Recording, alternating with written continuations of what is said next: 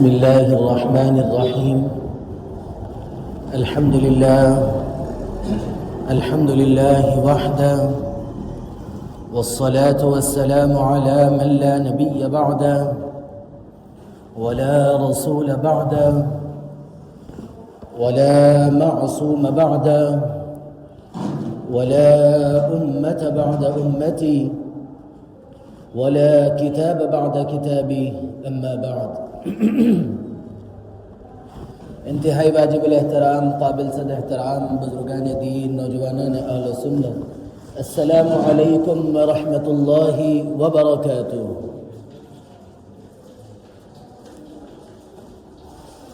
اسلام ایک کامل و مکمل مذہب ہے. اقتصادیات، معاشیات اور دیگر جتنے معاملات ہیں، تمام کی تمام تر تعلیمات، احکامات اور اس سلسلے میں صحیح راہ بتانے کے لیے ہمارے لیے اسلام کافی ہے. اور دنیا کے کسی گوشے زندگی میں، دنیا میں ہماری زندگی کے کسی بھی حصے میں ہم کبھی یہ نہیں بول سکتے کہ اس معاملے کے اندر یا اس معاشرے کے اس حصے میں ہم کو اسلامی تعلیم نہیں ملی، یہ نہیں بول سکتے. حتیٰ کہ اسلام نے اپنے ماننے والوں کو جہاں حقوق بتائے وہاں محبت کے آداب بھی بتائے کہ اگر ماں باپ ہے تو ان کے ساتھ کا رویہ، اگر بھائی بہن ہے تو ان کے ساتھ کا رویہ، اگر شریک حیات ہے تو اس کے ساتھ کا رویہ، اگر اولاد ہے تو اس کے ساتھ کیسا سلوک ہونا چاہیے، اگر وہ پڑوسی بنتا ہے تو بحیثیت پڑوسی اس کے ساتھ کس طرح رہنا چاہیے، یا پھر یوں کہیے آگے بڑھ کر کہ جس سرزمین پہ رہتے اس سرزمین پر رہنے کا طریقہ اور سلیقہ بھی اسلام نے سکھایا ہے. کہ اسلام نے وطن کے اعتبار سے جس سرزمین پر ہم رہتے ہیں اس سرزمین سے کس درجے کی محبت ہونا چاہیے، وہاں رہنے کا سلیقہ، طریقہ، ڈھنگ کیا ہونا چاہیے، ہم کو اسلام نے صاف اور واضح انداز میں بتایا. اسلام نے کبھی بھی، اگر اسلامی مملکت ہوتی ہے، اسلامی حکومت ہوتی ہے، اگر کوئی شخص جس سرزمین پر رہتا ہے اس سرزمین کے خلاف کوئی عمل کرتا ہے تو اسلام کبھی اس کو برداشت نہیں کرتا. اور جن لوگوں کو اسلامی تعلیمات کا اندازہ ہے وہ یہ جانتے ہیں کہ اگر کوئی شخص جس سرزمین پر رہتا ہے اس سرزمین کے ساتھ کوئی بغاوت کرتا ہے تو اس کی سزا موت کے علاوہ کچھ نہیں ہے. یعنی اسلام نے جس جگہ پر رہنا ہے اس جگہ کی محبت، اس جگہ کی اہمیت اور اس کے ساتھ وفاداری سکھائی ہے. اگر کوئی اس سے پہلو تہی کرتا ہے، لاپرواہی کرتا ہے تو اسلام نے اس کو برداشت نہیں کیا. اسلام نے اس پر سزائیں مقرر کی اور اسلام نے اس سلسلے میں سختیاں برتی، آزاد نہیں چھوڑا. لیکن تمام تر چیزیں عمل جو کرنی ہے اس میں سب سے پہلے جو چیز ہے اسلام کے اندر مسلمان کو ماننے کے لیے وہ ہے اللہ کی وحدانیت، اللہ کا ایک ماننا. اللہ کو ہم معبود مانتے ہیں، یعنی عبادت کے لائق اگر کوئی ذات ہے تو وہ صرف اور صرف اللہ کی ہے. ہم یہ کہتے ہیں کہ لا الہ الا اللہ، کہ اللہ کے علاوہ کوئی اللہ نہیں ہے کہ ہم جس کی عبادت کر سکے، جس کی پرستش کر سکے، جس کو ہم اپنا معبود بنائے، خالق بنائے، اللہ کے علاوہ کوئی نہیں ہے. اور اسی مضبوطی نے اور اسی اللہ نے ہم کو کچھ احکامات دیے. آگے جو ہے ہم کلمے کا دوسرا حصہ پڑھتے محمد الرسول اللہ، کہ اللہ کے نبی حضرت محمد الرسول اللہ صلی اللہ علیہ وسلم ہمارے رسول ہیں، اللہ کی طرف سے بھیجے ہوئے پیغمبر ہے. جو ہم کو اللہ کے احکامات ہم تک پہنچاتے ہیں، اللہ کی جو تعلیمات اللہ نے جو ہم کو دی ہے وہ پہنچانے کے لیے جناب نبی کریم علیہ السلام ہے اور دیگر انبیاء دیگر امتوں کے اندر آئے۔ ہم کبھی بھی جناب نبی کریم علیہ السلام پوری دنیا میں سب سے افضل، سب سے بہتر انبیاء سے بڑھ کر درجہ اگر اللہ نے کسی کو دیا تو وہ جناب نبی کریم علیہ السلام کو عطا فرمایا۔ ہم اتنی محبت، اتنا تعلق، اتنی عقیدت جناب نبی کریم علیہ السلام کے ساتھ رکھنے کے باوجود بھی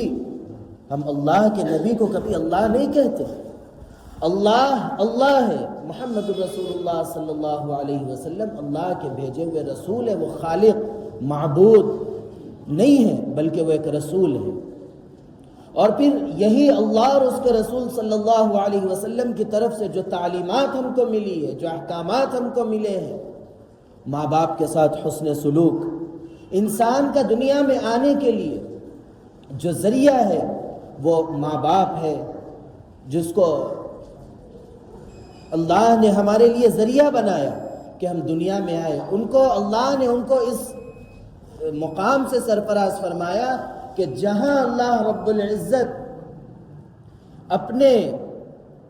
اپنی عبادت کا تذکرہ کرتے ہیں، اس سے لگ کر اللہ رب العزت ماں باپ کے ساتھ حسن سلوک کا تذکرہ کرتے ہیں۔ کئی مرتبہ یہ بات آ چکی، وَقَضَى رَبُّكَ أَلَّا تَعْبُدُوا إِلَّا إِيَّاهُ وَبِالْوَالِدَيْنِ إِحْسَانًا، کہ جہاں اللہ رب العزت یہ بتاتے ہیں کہ عبادت صرف اور صرف میری ہوگی، میرے علاوہ کسی کی عبادت نہیں ہوگی، وہی اسی سے جوڑ کر اللہ رب العزت والدین کے ساتھ حسن سلوک کا بتاتے ہیں۔ لیکن آگے بڑھیے آپ کہ جہاں اللہ رب العزت نے اتنا اہتمام اور اتنا لحاظ کر کے والدین کے ساتھ حسن سلوک کا بتایا، ایک جگہ اللہ رب العزت نے فرمایا کہ وَوَصَّيْنَا الْإِنسَانَ بِوَالِدَيْهِ حُسْنًا وَإِن جَاهَدَاكَ عَلَىٰ أَن تُشْرِكَ بِي مَا لَيْسَ لَكَ بِهِ عِلْمٌ فَلَا تُطِعْهُمَا، کہ ان کے ساتھ بھلائی کرو، ان کے ساتھ اچھا سلوک کرو، وہ جیسا کہتے ہیں ویسا مانو،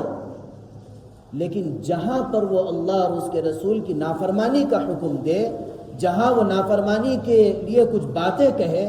فلا تطعهما، ان کی کوئی بات نہیں مانی جائے گی۔ اتنا بڑا درجہ والدین کا، اس کے بعد بھی اللہ اور اس کے رسول کے احکامات کے آگے والدین کی اطاعت اگر وہ خدا کی نافرمانی کے لیے ہوتی ہے تو کوئی اطاعت نہیں ہوگی۔ اتنی تمام تر چیزوں کے تذکرے کے بعد اتنی اہمیت، یہ تو حقیقی ماں ہے، حقیقی باپ ہے، ان کے ساتھ اللہ اور اس کے رسول کے احکامات کے آگے ان کی کوئی چیز نہیں۔ یہ وطن، یہ زمین، یہ دھرتی مجازی ماں کہا جاتا ہے۔ جو کوئی لوگ جو کچھ کہتے ہیں، جب حقیقی کے آگے اللہ کی اطاعت اور فرمانبرداری کے خلاف اگر کوئی بات ہوتی ہے تو اس کی نہیں مانی جائے گی، تو پھر اس دھرتی کے لیے جو مجازی کہا جاتا ہے اس کے لیے ایسے الفاظ جو خالق اور مالک کے لیے کہے جاتے کیسا درست ہوگا؟ یہ چیز آج پہلی بار نہیں ہے، بلکہ جن لوگوں کو علم ہے وہ لوگ جانتے ہیں کہ آج سے 27 سال پہلے 98 سے یہ بات چلتی آ رہی ہے کہ وہ شرکیہ اور کفریہ گیت جو وطن کی محبت کے لیے وہ کہے جائے، وہ آج سے 27 سال سے چل رہی ہے۔ لیکن شروع سے ہماری تنظیموں نے، اسلامی جو اسکالرز، علماء وغیرہ سب نے اس کی تردید کی، بہرحال پھر شروع ہوا۔ تو خلاصہ کلام یہ ہے کہ جو چیز وطن کی محبت کے لیے جو گیت ہے، جس کے اندر ہمارے اسلام سے، ہمارے دین سے ٹکراؤ نہیں ہوتا، اس کے پڑھنے میں ہم نے کبھی پیچھے نہیں ہٹا۔ جیسا ایک گیت ہے سارے جہاں سے اچھا ہندوستاں ہمارا، ہم پڑھنے میں کبھی پس و پیش نہیں ہوئے، لیکن جہاں پر اسلامی معاملات آتے ہیں، اسلامی احکامات آتے ہیں، تو اس کے لیے ہم اس چیز کو سامنے رکھ کر آگے بڑھتے ہیں کہ کہیں وہ کلمات جو اللہ کی خدائی اور رسول اللہ صلی اللہ علیہ وسلم کی فرمانبرداری سے ہٹ کر ہوتے، اس سے ہم نے بچا اور بچنا بھی چاہیے۔ اس کی وجہ یہ ہے کہ ہمارا جو قانون ہے، جو سنویدھان ہے، وہ آزادی بھی دیتا ہے، تو اس وجہ سے بھی ہم بڑھ چڑھ کر رکتے ہیں۔ اب اس میں ایک بات یہ ہے کہ وطن کی محبت چند الفاظ کی ادائیگی سے ظاہر ہوگی، یا اس ملک کی محبت ملک کے امن، ملک میں بھائی چارگی اور ایک دوسرے کے لیے جینے اور مرنے سے ثابت ہوتی ہے۔ جو لوگ آج مختلف باتیں کہتے ہیں وطن کی محبت کے لیے، ان کی بدبودار ان کا کردار یہ ہے کہ وہ وطن میں رہنے والے معزز اور قابل احترام شہریوں کے لیے ایسے الفاظ استعمال کرتے ہیں وہ جو وطن پر ایک داغدار ہے۔ وہ وطن کی محبت ہم کو سکھائیں گے جو وطن کی محبت کے لیے اپنی جدوجہد کرنے کے بجائے، اپنی جانوں کو قربان کرنے کے بجائے معافی نامے لکھے۔ آج بھی آپ جائیے لندن کی جو ان کی برٹش کی جو لائبریریاں ہیں، وہاں پر صاف الفاظ میں لکھا ہے کہ فلاں فلاں تنظیم نے ہمارے ساتھ کبھی بھی بغاوت کا معاملہ نہیں کیا، ہمارے ساتھ انہوں نے ہمارا ساتھ دیا۔ ایسے لوگ جو ملک دشمنوں کے ساتھ جو ساتھ تھے، آج وہ ہم کو سکھا رہے ہیں کہ ملک کی محبت کیا ہے، ملک میں کس طرح رہنا چاہیے۔ ملک کی حقیقی محبت یہ ہے کہ ملک کی شہریوں کا احترام کیا جائے، ملک میں امن، سلامتی، بھائی چارگی کو فروغ دیا جائے، یہی حقیقی محبت ہے۔ چند بول، چند الفاظ ملک کی محبت ثابت نہیں کرتے، بلکہ ملک کی محبت یہ ثابت کرتے ہیں، یہ ظاہر کرتے ہیں کہ آپ ملک کے شہریوں کے ساتھ اچھا رہیں، آپ ملک کی چیزوں کی حفاظت کریں،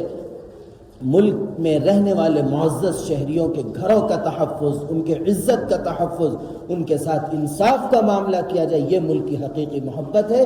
جو تقاضا ہے، اور یہ محبت اصلی ظاہر ہونے والی یہی چیز ہے۔ اس کے علاوہ جتنی باتیں ہیں، جتنے نعرے ہیں، جتنی گیت ہے جو ملک کی محبت سمجھتے ہیں، یہ کوئی نہیں ہے، یہ صرف دھوکہ ہے اور ایک فریب ہے جس سے ہم سب کو بچنا چاہیے، اور ہم اپنے ملک کی محبت کے لیے، ہماری بحیثیت مسلمان کی یہ ذمہ داری ہے کہ جو اسلام نے ہم کو سکھایا، تیری دیوار سے جو دیوار لگ جائے وہ تیرا پڑوسی ہے، اس کے ساتھ تو اچھا سلوک کرے۔ اگر وہ پڑوسی تجھ سے خوش ہے تو اللہ اور اس کا رسول تجھ سے خوش ہے، اگر وہ تجھ سے ناراض ہے تو اللہ اور اس کا رسول تجھ سے ناراض ہے۔ یہ تعلیم اسلام نے دی ہے، اس کی کوشش کرنا ہم سب کی ذمہ داری ہے۔ اور آخر میں خلاصہ کلام یہ ہے کہ یہ جتنی تمام چیزیں جو آج ہم اپنے ملک کے اندر دیکھ رہے ہیں، دنیا کے مختلف حصوں میں ہم دیکھ رہے ہیں، یہ دیکھ کر ہماری جو ذمہ داری ہم پر عائد ہوتی ہے، ہم اپنے آنے والی نسلوں کو، چھوٹے چھوٹے جو بچے بھی گود کے ہیں، ان کو ہم اسلامی عقائد سکھائے، اسلامی تعلیمات سکھائے، اسلام پر عمل کرنے کے لیے ہم ان کو ابھارے۔ یہ ذمہ داری ہم سب پر عائد ہوتی ہے۔ اللہ رب العزت ہم سب کے ایمان کی حفاظت فرمائے، مرتے دم تک ایمان پر قائم دائم رہنے کی توفیق عطا فرمائے، اور جب ہمارا دم نکلے تو ایمان پر خاتمہ ہو۔ اللہ رب العزت ہم سب کو کہنے، سننے، لکھنے پڑھنے سے زیادہ عمل کی توفیق عطا فرمائے۔ یہ جو ملک کے دشمن ہیں، اللہ ان کو نیست و نابود فرمائے، خائب و خاسر فرمائے۔ اللہ رب العزت ہم سب کو پرسکون زندگی میسر فرمائے، اچھے اعمال کے ذریعے بھی ہمیں سکون عطا فرمائے۔ اللہ رب العزت کہنے، سننے، لکھنے پڑھنے سے زیادہ عمل کی توفیق عطا فرمائے۔ اور اسی طرح کچھ لوگ بیمار ہیں، ان کی دعاؤں کی مسلسل درخواست آ رہی ہے، جیسے ہمارے اعجاز صاحب کی بہو ہے، اور اسی طرح ایک مولانا اسد اللہ کر کے، وہ بھی 2 مرتبہ مجھ سے کہہ چکے دعا کے لیے، اور اسی طرح جو لوگ بیمار ہیں، جن کی درخواستیں آتی رہتی ہیں، اللہ رب العزت ان سب کو صحت کاملہ، عاجلہ، دائمہ، مستمرہ عطا فرمائے، اور ہم میں سے ہر شخص کی ہر بیماری کو اللہ رب العزت ختم فرمائے۔ اللہ رب العزت ہم سب کو خوش و خرم رکھے۔ آمین۔ وآخر دعوانا ان الحمد للہ رب العالمین۔